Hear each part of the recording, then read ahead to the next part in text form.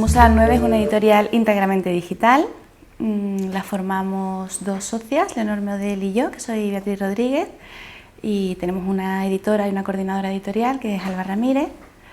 La idea de la editorial digital surge, bueno, pues un poco porque venimos de la edición en papel, y particularmente yo me di cuenta de lo complicado que era, o de lo difícil o duro que era, después de todo el esfuerzo que hay detrás de un libro en papel por parte del editor, por parte del autor, toda la cadena de valor que eso implica, lo duro, lo injusto que es el sistema de novedades actual de las librerías con ese tipo de esfuerzo, ¿no? Había una incompatibilidad porque un trabajo de escritura de un par de años y un trabajo de edición y de inversión económica potente, si no formas parte de un engranaje muy fuerte también, muy potente, pues desapareces en 2 semanas de las mesas de novedades de las librerías. Bueno, me parece que no ha cambiado mucho. El editor es el que fija el texto, ¿no? Digamos que es el lector hipercualificado que tiene que hacer esa selección, que trabaja para el lector, hace esa selección previa porque está formado para ello, ¿no? Y fija el texto y lo presenta pues de una manera adecuada para la lectura. Yo creo que el editor durante una época tuvo como mucho prestigio, ¿no? Era una figura muy prestigiosa, precisamente por lo que comentaba antes, ¿no? Porque es el que fija el texto y digamos que es el que decide, ¿no? Tiene muchísimo poder sobre la cultura bibliográfica, ¿no? de un país o de una lengua. Pero debido a la comercialización excesiva, ¿no? a que el sistema ha entrado demasiado en capitalizar, ¿no? Esa cultura, digamos, y ahí están muchísimas patas de la edición metidas en el mismo saco. O sea, ahí está la literatura de bestseller con la novela literaria, ¿no? Está todo en el mismo saco. Eso, digamos que de una parte es bueno porque se ha democratizado la lectura, pero de otra ha desprestigiado de alguna manera también esa labor como de mentor que tenía el editor, ¿no? Y ahora pues digamos que parece incluso prescindible, ¿no? Porque está el sistema de los autoeditados, que está funcionando muy bien a través de la edición digital, además, que nosotras no consideramos que eso sea edición al 100%, porque creemos en ese trabajo que ese trabajo de editor tiene que estar detrás. Bueno, normalmente los autoeditados que tienen éxito obedecen al perfil de bestseller, ¿no? O sea, ahora mismo, por ejemplo, los más vendidos de Amazon, los que tienen muchísimo éxito con este tipo de lecturas, es novela juvenil que obedece a un patrón, que es como una especie de cóctel en el que meten una serie de elementos, ¿no? Que funcionan muy bien, de cientos de autoeditados con este perfil y con esta fórmula triunfa 1 o 2. Creo que es un tópico, ¿no? Que un editor diga que su editorial es su catálogo, pero es que no hay otra manera de definir al final una editorial, ¿no? El catálogo es lo que nos define, es la línea que elegimos, ¿no? Y bueno, nosotras por una parte más superficial, más externa, digamos que nos dedicamos mucho al rescate, ¿no? de títulos. Pero también pues fijándonos un poco en nuestro propio gusto, ¿no? O sea, yo creo que al ser una editorial digital tenemos como el acceso más fácil para que nos envíen originales, y eso está muy bien. Recibimos muchos originales y intentamos leerlos todos y que pasen el filtro de informe de lectura. Y también, como cualquier editorial en papel, tenemos nuestro consejo en la sombra, ¿no? De escritores y de editores y de esos también lectores hipercualificados, ¿no? que decía antes, que nos asesoran, ¿no? Y un poco entre esas dos patas andamos, ¿no? También hemos creado el premio de narrativa Francisco Ayala, que se publica solamente en digital, y con el que intentamos publicar pues novelas inéditas solamente en digital, cosa que es muy complicado en el formato que trabajamos, porque normalmente funciona por adelantos, el adelanto se paga en función de la tirada en papel y es difícil compensar a un autor solamente por las ventas en digital, ¿no? Porque en nuestro perfil siguen siendo muy bajas. Entonces creamos un premio para compensar eso, y así digamos que dinamizamos nuestra colección de narrativa con nuevas voces, ¿no? Es difícil, tal y como está funcionando el panorama digital en España ahora mismo, mantener una editorial digital solamente con los ingresos que tiene la editorial de la venta de ebooks, ¿no? Entonces pensamos en cómo compensar esas colecciones y sobre todo cómo compensar a los autores a través de proyectos de gestión cultural. El primero y el más sólido que tenemos es en torno al de la colección de poesía de Piedra de la Locura, donde surge el proyecto Poemad. De ahí pensamos en un principio en hacer un festival de poesía para mover a los autores de Piedra de la Locura.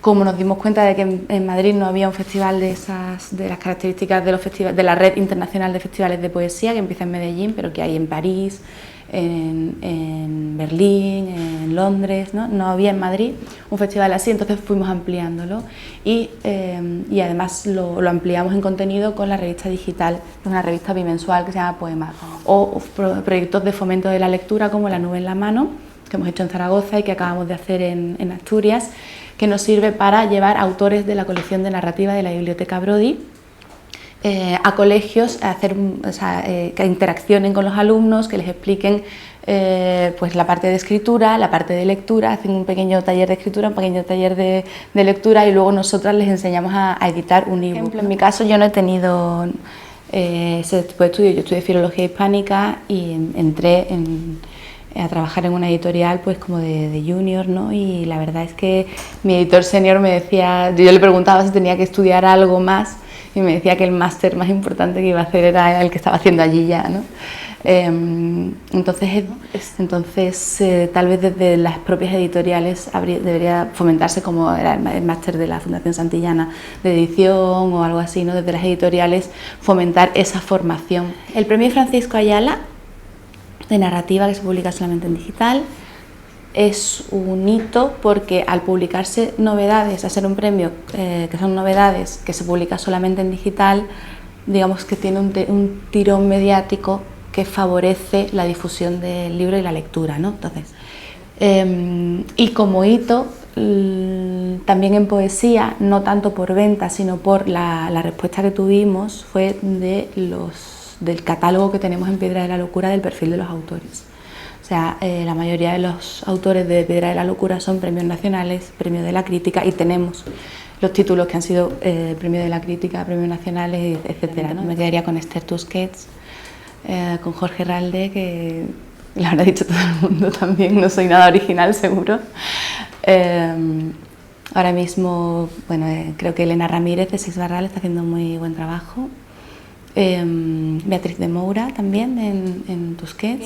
Admiro mucho el trabajo que hace en Ganso y Pulpo. O sea, que creo que Pablo ha conseguido regularizar la edición y hacer la edición digital y hacer la profesionalización de la edición digital y fijar los textos además desde un bagaje muy interesante. El tema de colaboración con librerías lo hemos hecho y lo hemos abordado hace un par de años. Estuvimos en la Feria del Libro de Sevilla y presentamos allí precisamente el libro hace ya más años, hace 4 años, cómo pasa el tiempo.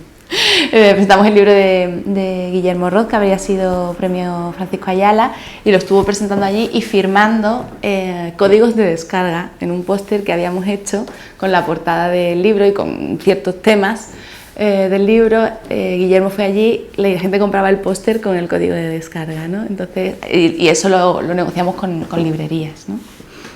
Y hemos estado en ferias del libro independientes, porque en el circuito, por ejemplo, en la Feria del Libro de Madrid no se permiten editoriales digitales, lo cual es un agravio comparativo que todavía no entendemos muy bien, pero bueno.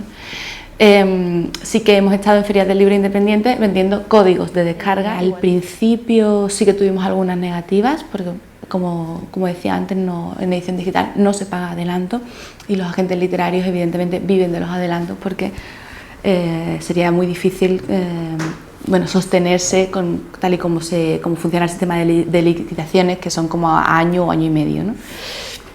Como no podemos hacer una estimación de lo que se va a vender, igual que se hace en papel, que se hace el adelanto a través de la tirada, pues no se paga adelanto. Muchas veces esto pues, es un hándicap para que nos digan que no, pero la mayoría de las veces yo he visto a los agentes literarios muy implicados con la edición digital, no tienen problema. Yo digo edición digital y parece que tengo un cartel arriba que pone piratería, y eso es absurdo, ¿no? O sea, la piratería va por otro lado, y nosotras estamos absolutamente en contra de las descargas ilegales, ¿no? Y del sistema de descargas ilegales.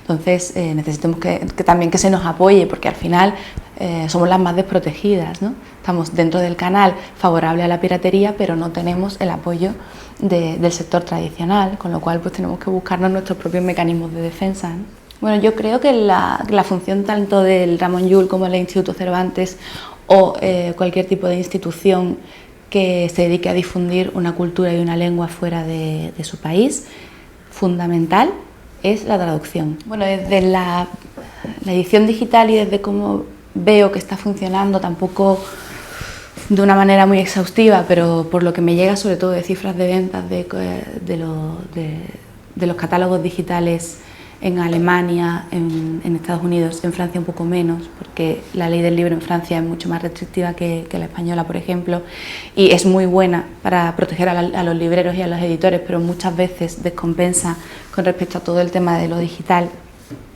y por ahí yo creo que se les están escapando cosas. Pero Alemania, Estados Unidos están muy fuertes en edición digital.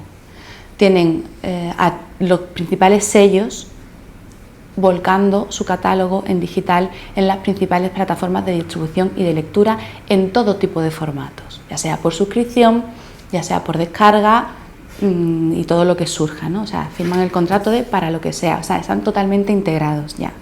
Y yo noto que hay todavía muchísima reticencia a hacer esto en el sector editorial español, sobre todo en los grandes grupos, ¿no?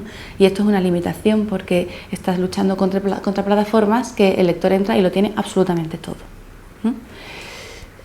Creo que eso va en detrimento del sector editorial español. Creo que eso al final hace que nos fagocite el sector alemán o el sector estadounidense a través de sus plataformas. Además, plataformas que llegan a España y que tienen una exención fiscal importante. Yo creo que hoy por hoy todas las editoriales, sean en papel o en digital, deben estar pensando en digital, precisamente porque nosotras nacemos como editorial y vemos lo fácil que es que publicamos a un autor argentino y en Argentina ese día están comprando ese libro, lo cual además a los autores les gusta mucho, porque bueno, estamos en el siglo XXI y toda la cultura 2.0 ha favorecido eso, ¿no? Pero las editoriales en papel tienen las mismas posibilidades que nosotras de hacer eso.